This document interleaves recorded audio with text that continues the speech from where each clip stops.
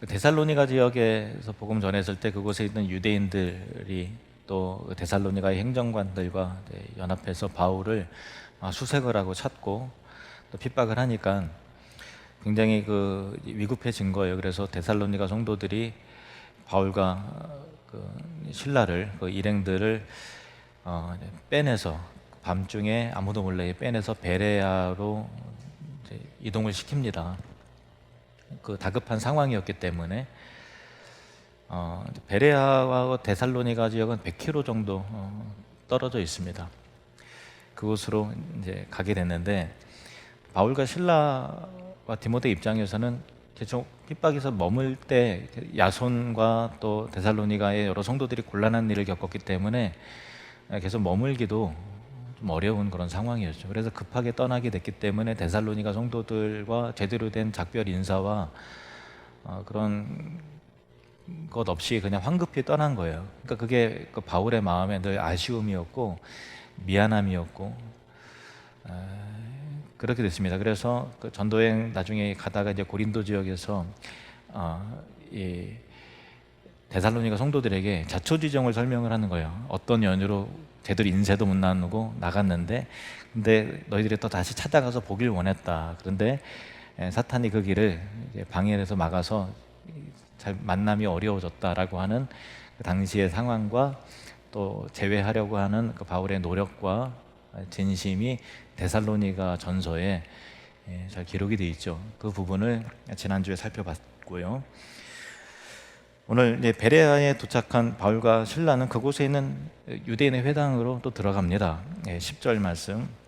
밤에 형제들이 곧 바울과 신라를 베레아로 보내니 그들이 이르러 유대인의 회당에 들어가니라.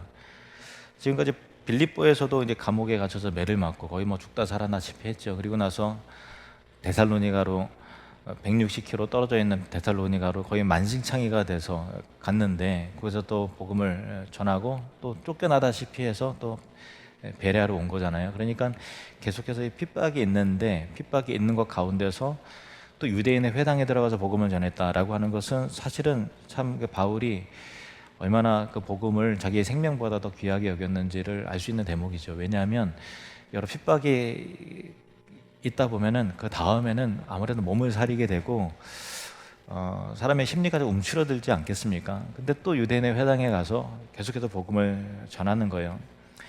이런 바울의 모습을 보면서 하나님의 사명자란 우리가 이 땅에서 예수 믿는 그리스도인으로 제자로 살아갈 때 어떤 자세로 살아가야 되는가라고 하는 소중한 교훈을 얻게 됩니다.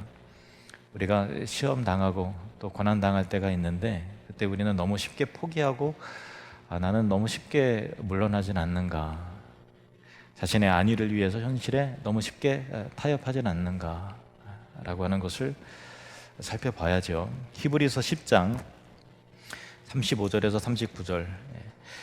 그러므로 너희 담대함을 버리지 말라. 이것이 큰 상을 얻게 하니까. 환난이 있어도 담대함을 버리지 말라라는 거예요. 너희에게 인내가 필요함은 너희가 하나님의 뜻을 행한 후에 약속하신 것을 받기 위함이라.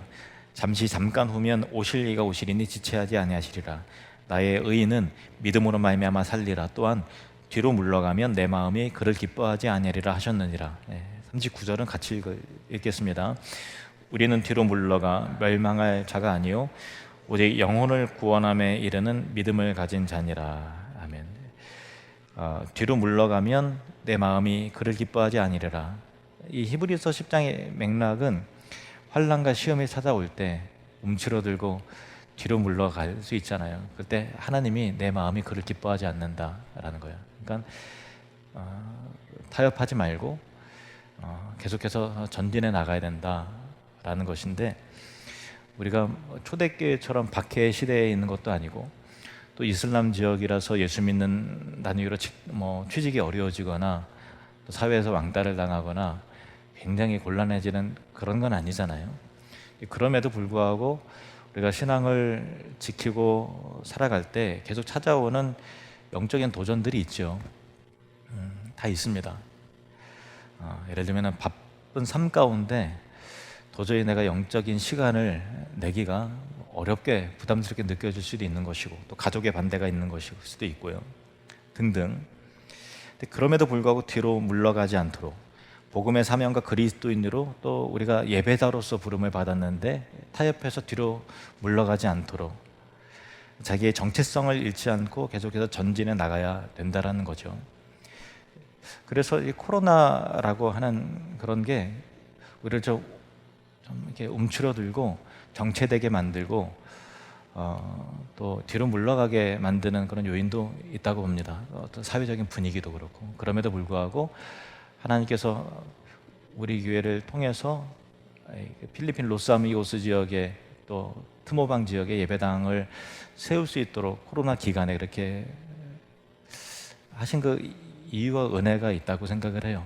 어떻게든 하나님의 말씀에 순종하려고 하고 복음의 사명 가운데 계속해서 나아가려고 하고 계속해서 일보 전진식 이렇게 할 수 있도록 하게 하신 하나님의 은혜가 있는 것이죠. 이것이 복음 안에서 우리가 깨어 있기 위한 또 교회다운 교회, 선교적 교회가 되려고 하는 어떤 방식으로든 그 모습을 갖추려고 하는 은혜요 몸부림인 것입니다. 11절 말씀 보시겠습니다. 11절 같이 읽겠습니다. 베레아에 있는 사람들은 데살로니가에 있는 사람들보다 더 너그러워서 간절한 마음으로 말씀을 받고 이것이 그러한가 하여 날마다 성경을 참고함으로. 아멘. 여기 보면은 베레아 사람들은 데살로니가에 있는 사람들보다 더 너그럽다라고 했는데 너그럽다라고 번역된 단어의 본래 의미는 너그럽다, 또 고상하다, 또 질서를 존중히 여기다, 또 사력 있다, 또 편견이 없다. 그러니까 좀 순수해서 있는 그대로 더 받아들이는, 편견 없이 받아들이는 그런 여러 가지 의미가 있는 단어예요. 그래서 우리 개역 개정에는 너그럽다라고 되어 있는데 그전 개역 성경에는 신사적이다라고 이렇게 번역이 되었던 거 기억하실 것입니다. 실제로 이 데살로니가를 가보고 베레아를 가보면요, 이 성경에서 이 비교가 괜히 나온 게 아니라는 것을 분위기만 봐도 딱 느낄 수 있어요. 뭐냐면은 데살로니가는 그 큰 항구 도시인데 부산에 온 것 같아요. 시끌벅적하고 시끌시끌합니다. 그러니까 뭐 이렇게 그런 분위기예요. 사람들이 관광객도 많고 오고 가는 사람도 많고 또 무역 도시라 다양한 상거래가 이루어지면서 이렇게 발전이 되죠. 근데 데살로니가에 가면은 이 너그럽다, 신사적이다, 고상하다라는 말이 딱 어울릴 정도로 도시가 좀 아담하고 차분합니다. 한적하고 차분하고 조용합니다. 이런 분위기구나, 그걸 느끼게 됩니다. 바울이 유대인 회당에서 복음을 전할 때 베레아 유대인들과 유대교에 입교한 헬라 사람들은 간절한 마음을 가지고 말씀을 받고 진리를 더욱 알게 원하는 마음으로 날마다 집에 가서 오늘 말씀이 참 좋았네, 한번 살펴보자 해서 과연 이 말씀이 과연 그런가 하고 이제 고민하면서 자기 말씀으로 체득하는 경건의 시간을 가졌다라는 거예요. 과연 그런가? 그러네. 바울의 말이 맞았구나. 하나님 말씀 가운데 그리스도에 대한 예언이 이렇게 예언되어 있고 이렇게 또 성취가 되었네. 이렇게 하면서 그 인격적인 동의가 일어나도록 말씀을 상고하고 또 말씀을 비추어서 자기 자신을 살필 줄 아는 사람들이었다라는 것이죠. 그런데 바울이 복음을 전할 때 가장 말씀을 가장 많이 거부하고 가장 많이 핍박했던 사람들은 나름대로 하나님 말씀을 우리가 제일 잘한다라고 생각했던 유대인들이 대부분 그랬거든요. 유대인들이 분명히 성경도 많이 알고 또 메시아를 기대하고 소망하는 사람이었고 하나님 나라를 대망하는 사람들이었다고 자부했던 사람들인데 왜 그랬을까? 왜 그 복음을 거절하고 핍박하고 그렇게 했을까라는 의문이 듭니다. 유대인들은 하나님을 믿고 또 하나님을 보내실 그리스도에 관해서 소망했지만 성경이 말하는 대로 믿지 않고 자기 편견에 빠진 거예요. 자기 생각대로 믿은 거죠. 그래서 유대인들이 기대했던 그리스도는 성경적 그리스도가 아니라 이스라엘을 부강하게 만들고 이 나라를 강한 군사적으로 정치적으로 강한 나라를 만들어서 로마의 압제로부터 해방시켜주고 강대국으로 만들, 다윗보다 더 강한 강대국으로 만들 그런 그 정치적인 왕을 기대를 했던 거예요. 그래서 아주 로마의 콧대를 꺾어줄 만한 그런 위대한 정치인이 나올 것을 기대했는데 예수 보기에 너무 초라하거든요. 십자가에 져서 고난받고 돌아가셨다? 이게 말이 안 되는 거예요. 그들의 사고방식에. 그러니까 그 관점으로 자꾸만 성경을 보니까 성경에서 예수님께서 세상 죄를 지고서 대속 제물로 돌아가신다는 말씀이 있고, 고난에 대해서, 죽으심에 대해서, 다시 살아나는 부활에 대해서 선지자를 통해서 또 율법을 통해서 계속해서 다윗의 시편을 통해서 언급되었음에도 불구하고 그게 안 들리는 거예요. 자기의 방식대로 그게 믿는 거죠. 로마서 10장 2절 말씀 보시겠습니다. 로마서 10장 2절. 내가 증언하노니 그들이, 그러니까 유대인 말하는 겁니다. 그들이 하나님께 열심히 있으나 올바른 지식을 따른 것이 아니니라, 그런 거예요. 바울이 바로 앞에 있었던 데살로니가에서 유대인 회당에서 복음을 전했을 때 다른 얘기한 게 아니라 성경을 가지고 강론했다고 나와요. 17장 2절 3절 보시면은 바울이 자기의 관례대로 그들에게 들어가서 새 안식일에 성경을 가지고 강론하며 뜻을 풀어 그리스도와 해를 받고 죽은 자 가운데서 다시 살아나야 할 것을 증언하고, 성경에 있는 이야기를 증언하는 거예요. 이르되 내가 너희에게 전한 이 예수가 곧 그리스도다, 선지자가 말한 바로 그 그리스도다라고 증언을 하는 것이죠. 근데 그 내용을 들을 때 유대인들은 막 격앙하고, 어떤 사람들은 복음으로 잘 받아들였는데 어떤 사람들은 상반된 반응을 하는 거예요. 근데 베레아 성도들처럼 무조건 거부할 것이 아니라 성경으로 돌아가서 냉철하게 이 말씀이 과연 그런가? 아, 그러네 하고, 그런 편견 없이 말씀을 그대로를 수용할 수 있는 수용력이 베레아 사람들에게는 그 너그럽다라는 그 성향 가운데 있는 것이죠. 진지하게 냉철하고, 기계적인, 아무 생각 없이 기계적으로 아멘 하는 것이 아니라 그래? 과연 그런가? 고민하면서, 연구하면서, 자기 자신을 살피면서 아, 그렇구나 라고 하는 깨달음으로 나아가는 그런 고상한 인격이 형성이 되어 있는 것이죠. 윤형 방황이라고 하는 그 심리학적 이론이 있는데요, 사람이 눈을 가리고서 똑바로 걸어라 라고 한다든가, 아니면은 방향을 알 수 없는 어떤 황무지라든가 광야라든가 또 사막이라든가 또 눈 덮인 흰 산이라든가, 그런데 사람을 딱 놓아두고서 똑바로 걸어라고 하면은 나름대로 직진을 한다고 하지만은 점점점 굽어져서 결국은 큰 원을 그리고 다시 제자리로 돌아오게 된다라고 하는 그 이론이 윤형 방황이라고 하는 그 현상이에요. 어떤 사람이 알프스 산지에서 길을 얼었는데 다 눈밭이죠. 그래서 살기 위해서 무조건 직진으로 가자. 그래서 직진으로 계속해서 겁니다. 하루에 12시간씩 13일을 걸어 나갔어요. 그러다가 구조대에 의해서 발견이 돼서 이제 목숨을 건졌는데, 12시간씩 13일을 걸어서 나갔기 때문에 자기의 생각 가운데서는 자기가 조난당한 곳에서 굉장히 멀리 왔으리라고 생각을 하는데, 동선을 보고 나중에 파악해보니까 자기가 길을 잃었던 곳에서부터 6km 밖에 떨어져 있지 않은 거예요. 그러니까 같은 자리를 직진하는데 왔다 갔다 하면서 뱅뱅 돌았던 거죠. 사람은 직진을 한다고 하지만은 기준이 없으면은 똑바로 걸을 수 없는, 방향 감각이 없다라는 것을 겸허하게 인정을 해야 되는 것이죠. 우리가 제대로 산다고 하지만 하나님의 말씀의 진리로 계속해서 날마다 나를 점검해 나가고, 날마다 내 말씀을 하나님 앞에 비추어 보지 않으면은 하나님께서 원하실 대로 제대로 살아낼 수 있는 존재가 아니다라는 거예요. 그러니까 우리가 하나님을 안다고 하고, 내가 예수 믿은 지 10년이 됐는데, 20년, 30년이 됐는데 라고 하지만, 이게 하나님 말씀을 통해서 자꾸만 자기 위치를 확인하려고 하는, 날마다 말씀을 점검하고는 확인하려고 하지만 노력 없으면 30년을 신앙생활했어도 맨날 뱅뱅 도는 제자리인 거예요. 믿음의 진보가 일어나지 않아요. 20년? 아무런 의미가 없어요. 그냥 그렇게 내가 신앙생활한 연수는 늘어났지만 말씀을 통해서 이 말씀이 과연 그런가?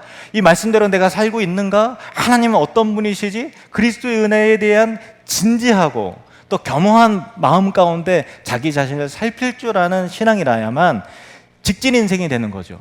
진보가 일어난다에 된다라는 것입니다. 그래서 아무도 내가 하나님을 바로 알고 있고 내가 똑바로 가고 있다라고 자부할 수 없다라는 거예요. 나는 가는 줄 알았는데 아니라니까요. 10년 동안 같은 자리를 도는 거예요. 이럴 수 있다라는 거죠. 그래서 이 베레아 사람들처럼 하나님 말씀 앞에 겸손하게 새롭게 배우고 내 기종을 알고 있었다고 하고 이게 옳다고 생각했지만 과연 그런가? 정말 하나님의 말씀이 뭐라고 그러지? 내가 정말 제대로 가고 있는가? 이런 것을 스스로 살필 줄 아는 은혜와 말씀을 존중히 여기는 신앙의 자세가, 그 믿음이 저와 여러분에게 있기를 원합니다. 그래서 이 베레아 성도들도 그냥 유대인들 있고 유대교에 입교한, 회당에서 들었던 사람이니까 헬라인들도 유대교에 입교했던 사람들일 텐데 그전에는 단순히 성경을 율법적으로만 들은 거예요. 기계적으로 들은 거예요. 그런데 바울의 통한 이 그리스도의 복음을 듣고 나니까 구원의 관점으로, 은혜의 관점으로, 새롭게 하나님 나라의 관점으로 성경이 깨달아지고 이해되기 시작하는 거죠. 그러니까 날마다 꿀보다 더 하나님의 말씀을 상고함으로 영적인 자라남이 있는 거죠. 누가복음 24장 25절에서 27절 말씀. 이르시되 미련하고 선지자들이 말한 모든 것을 마음에 더디 믿는 자들이여, 그리스도가 이런 고난을 받고 자기의 영광에 들어가야 할 것이 아니냐 하시고, 이에 모세와 모든 선지자의 글로 시작하여 모든 성경에 쓴 바 자기에 관한 것을 자세히 설명하시니라. 예수님께서 성경에 관한, 그리스도에 관한 것을 자세히 설명했을 때 제자들도 새롭게 눈이 열리고 깨달아졌던 것 같이 그와 같은 새로운 깨달음의 역사가 베레아 성도들에게 있었던 것이죠. 저와 여러분도 말씀을 통해서 날마다 새롭게 이해되어지고 새롭게 하나님 아는 지식이 축적되어져서 자기를 점검함으로 뱅뱅 도는 인생이 아니라 직진 인생이 되시기를 주님의 이름으로 축복합니다. 아무튼 이 베레아 성도들은 복음을 들을 때 굉장히 진지했어요. 기계적으로 그냥 아멘 한 것이 아니라 과연 그런가? 하고 살펴보는 거죠. 그렇구나 라고 동의를 하는 거예요. 그 결과 그들의 믿음과 구원의 역사가 두드러지게 나타나게 되었는데 12절 말씀, 그 중에 믿는 사람이 많고 또 헬라의 귀부인과 남자가 적지 아니하나. 많은 사람들이 예수님을 믿고 복음을 듣고 구원을 받게 됐습니다. 여기 믿다라고 하는 단어가 헬라어로 이제 피스티오라는 단어인데요. 이게 어떤 동사인가 하면은 그 능동태의 단어가 아니라 수동태적인 그 단어예요. 그러니까 믿다라고 번역이 되지만 그 의미적으로는 더 깊게 들어가면 믿어졌다라고 하는 의미가 있습니다. 하나님의 말씀을 상고하니까 구원의 은혜를 깨달아졌는데 그들이 능력이 탁월한 게 아니라 믿어지는 은혜가 있었다라는 거죠. 그리스도의 비밀이 풀어지게 되면서 그들 안에서 믿음의 역사가 나타나게 된 거예요. 또한 성령님께서 그들의 마음을 여시니까 믿어지게 되는 것입니다. 여러분 스스로도 자신의 믿음을 한번 관찰해보고 내가 언제 어떻게 예수님 믿게 됐고 언제 내가 은혜를 받았지, 어떻게 변화가 됐지 생각하면은 그게 다 외부의 요인으로 인해서 일어나게 된 것임을 깨닫게 돼요. 그러니까 내가 나 믿어, 이때부터 믿을래, 이게 아니라 어느 날 믿어지게 되는 어느 날 내가 변화가 되고 눈물이 나오고 감동이 일어나고 그렇게 되는 것이죠. 빌립보에서 루디아를 구원하셨을 때도 성경은 이렇게 기록이 되어 있습니다. 16장 14절, 두아디라 시에 있는 자색 옷감 장사로서 하나님을 섬기는 루디아라 하는 한 여자가 말을 듣고 있을 때 주께서 그 마음을 열어 바울의 말을 따르게 하신지라. 주께서 루디아의 마음을 여셨다는 거예요. 바울의 설교를 한두 명이 들은 게 아니라 같이 이 빨래터에서 성박 강가에서 같이 들었는데 하나님께서 주께서 루디아의 마음을 열어서 바울의 말을 따르게 하셨다는 거예요. 왜 그러죠? 같은 자리에서 같은 분위기 속에서 같은 시간에 같은 사람의 말을 들었는데 왜 루디아에게 이런 역사가 나타나셨을까? 사실은 은혜 아니면 성령의 역사 아니면 설명이 사실 되질 않는 부분입니다. 주께서 루디아를 택하셨기 때문에 그런 것이요. 그래서 구원이라고 하는 것은 참 뭐라고 설명할 수 없는 신비로운 영역이에요. 참 신비로운 영역입니다. 우리 주보의 누리민 이야기를 보시면은 류현술 집사님이 그 글을 쓰셨는데 참 은혜가 되더라고요. 그 내용은 운전하고서 이게 어디를 가는데 찬양을 듣다가 이게 괜찮아라고 하는 찬양 가사가 반복되게 이게 듣다 보니까 세상에 태어나도 그렇게 울어본 적이 없을 정도로 운전이 도저히 불가능할 정도로 폭포수와 같은 눈물이 막 쏟아진 거예요. 그러면서 하나님의 강력한 위로하심을 경험하게 되는 거죠. 그리고 주일에 교회에 와서 예배를 드리는데 눈물이 그렇게 쏟아지는 거죠. 근데 왜 그런 은혜의 역사와 회복의 역사가 나타나게 되는가 할 때, 하나님의 은혜 아니면 뭐라고 설명할 수 있는 게 아니에요. 그 찬양을 다 듣는다고 다 그런 역사가 나타나는 게 아니잖아요. 그러니까 성령님께서 그 사람의 마음을, 감정을 터치하시는 거예요. 그 영혼을 만지시는 것입니다. 하나님이 부어주시는 은혜가 있는 것이죠. 그래서 우리가 설교를 들을 때라든가 찬양을 또 듣고 어떤 거 경험을 할 때, 은혜 받았습니다, 나 참아 은혜 받았습니다 라고 이렇게 표현을 하잖아요. 근데 이 표현이 정말 맞는 것인 게, 내 일어난 감동과 뜨거움이 은혜로, 그게 정말 은혜다, 은혜로 주어졌기 때문에 나 은혜 받았다라고 표현을 하는 거잖아요. 그러니까 다 은혜라는 거예요. 은혜라는 것이죠. 1차 전도 여행 때 바울과 바나바가 갈라디아 지역에서 비시디아 안디옥에서 복음을 전했을 때 또 다음과 같이 성경에 기록되어 있습니다. 사도행전 13장 48절 말씀 같이 읽겠습니다. 시작. 이방인들이 듣고 기뻐하여 하나님의 말씀을 찬송하며 영생을 주시기로 작정된 자는 다 믿더라. 아멘. 다 구원의 역사가 은혜라는 거예요. 가만히 보면은 우리가 코로나 기간에 트모방에도 또 로스 아미고스에도 예배당을 세우게 됐잖아요. 근데 왜 이런 일이 일어났나 곰곰이 생각을 해보면, 저는 1년 전만 해도 로스 아미고스라는 말 자체를 한 번도 들어본 적도 없고, 또 트모방에 갔을 때도 우리가 거기에 예배당을 세울 수 있으리라고 사실 생각하지 않았어요. 이 예배당이 있어야 된다고 생각하길래 그냥 마음에 그냥 그 감동이라기보다는 부담스럽네 하는, 저도 여러분이랑 믿음의 수준이 거의 똑같아요. 이런 얘기 들으면 부담스럽네 라고 하는 그 마음이 사람이기 때문에 일어날 수 있죠. 어떤 형편과 상황을 생각을 하느라.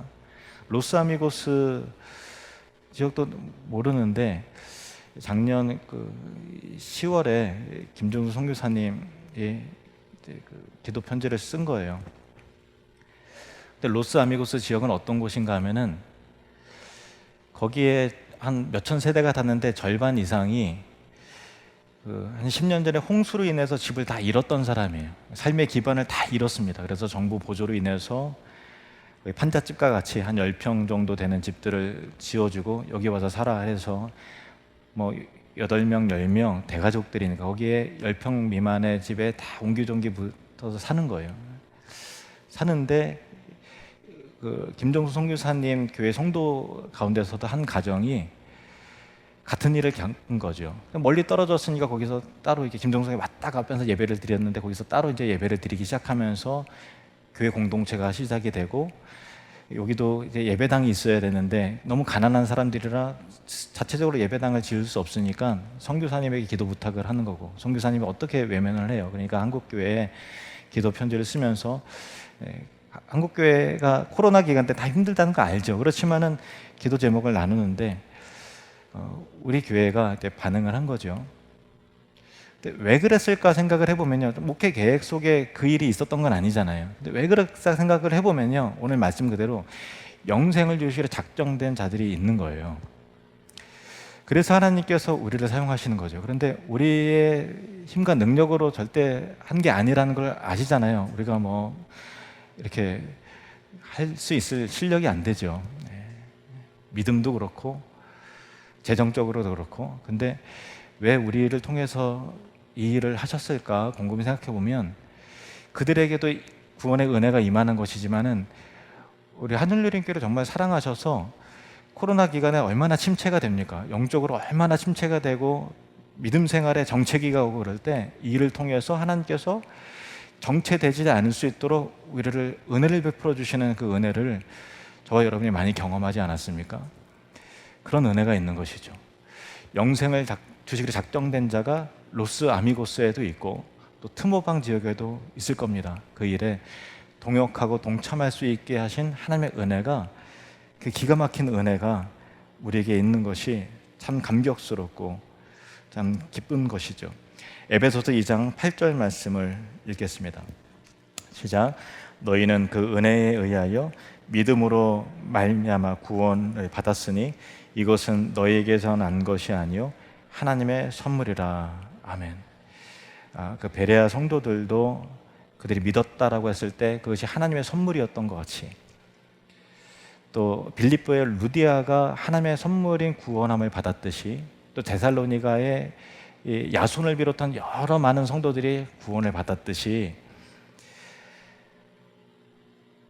우리에게도, 또 로스아미고스 지역에도, 또 이 캄보디아에도 이 하나님의 선물인 구원의 역사가 우리를 통해서 계속해서 펼쳐지게 될 줄로 믿습니다. 기도하겠습니다.